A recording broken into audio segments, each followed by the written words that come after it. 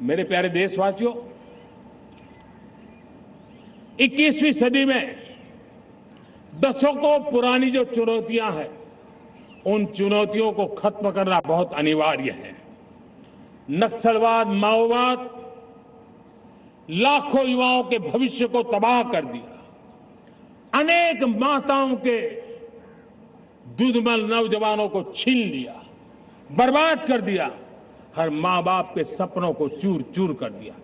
इस नक्सलवाद ने चार दशक तक हिंदुस्तान के बहुत बड़े हिस्से को, बहुत बड़ी आबादी को दबोच करके रखा था, बंदूक के नोक पर दबोच करके रखा था, संविधान की धज्जियां उड़ा दी थी और देश के सामान्य नागरिकों की रक्षा में 3,500 से ज्यादा हमारी पुलिस के, सुरक्षा बल के जवान शहीद हो गए।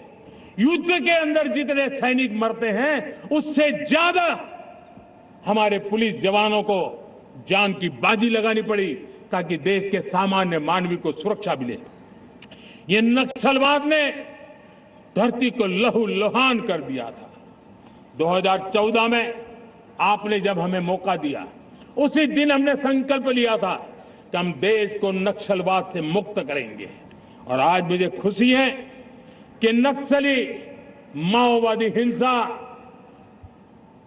आखिरी सांस भी शायद रहने की अब तो ताकत नहीं रही है। पूरी तरह उसे खत्म करने की दिशा में जहां पर कभी नक्सलवादियों की गोलियां चलती थी, जहां पर कभी धरती रक्त रंजित रहा करती थी, आज उसी नक्सल क्षेत्रों में, उसी इलाकों में नक्सल मुक्त होने के कारण विकास, विश्वास और प्रयास का तिरंगा लहरा रहा है। मेरे प्यारे देशवासियों, लेकिन इस चुनौती को हमने कम नहीं आंकना है। इस चुनौती से हमें और भी सावधान रहने की जरूरत है। वर्षों तक देश की सत्ता में माओवादी सोच के लोग गलियारों में अपनी जगह बना करके बैठे थे। सरकारी कमेटियों में सलाहकार के रूप में भी ये माओवादी सोच ने नीतियों को प्रभावित किया था। मेरे प्यारे देशवासियों,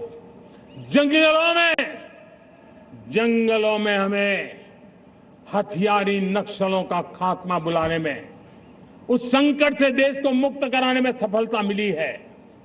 लेकिन हथियारी नक्सल तो गए, लेकिन दिमागी नक्सल, ये दिमागी नक्सल मौके की तलाश में है, हिंसा, अराजकता के वो रास्ते खोज रहे हैं, समाज को गलत राह पर घसीटने के लिए भांति भांति के दांव कर रहे हैं।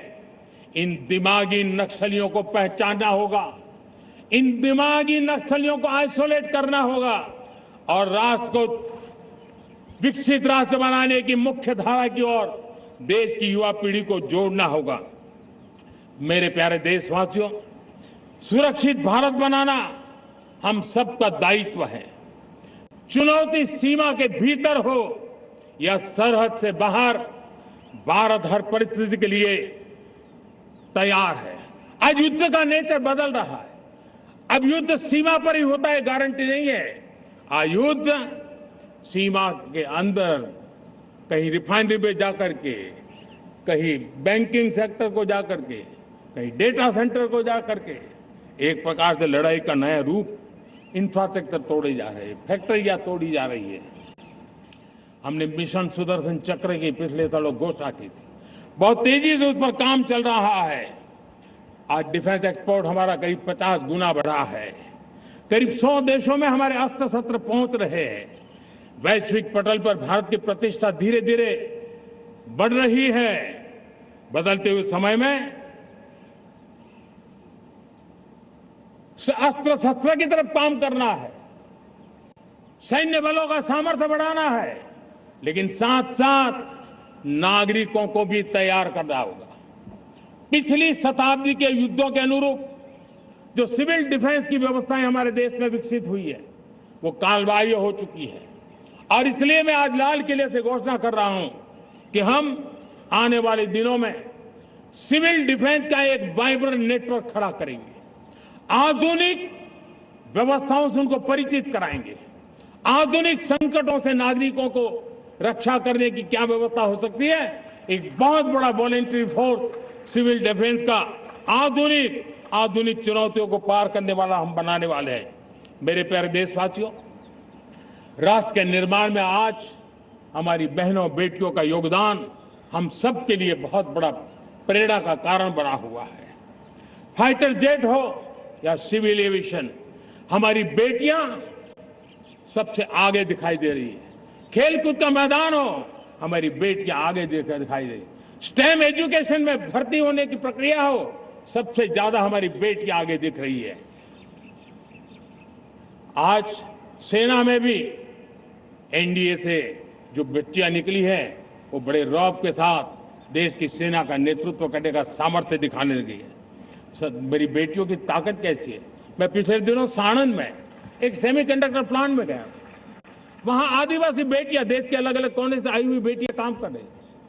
वो उस गांव से आई थी जिन्होंने पासपोर्ट क्या होता है पता तक नहीं था। वो बेटियां विदेशों में गई, ट्रेनिंग लेकर के आई और आज चिप निर्माण का काम कर रही है और बड़े कॉन्फिडेंस, मैं जो उनका कॉन्फिडेंस देखा, मैं सचमुच में बहुत प्रभावित हुआ था। आज 3 करोड़ बहनों को हमने लखपति दीदी बनाने का लक्ष्य तय किया था, उसको पार कर लिया। अब हम 6 करोड़ लखपति दीदी बनाने के लक्ष्य को लेकर के आगे बढ़ रहे हैं।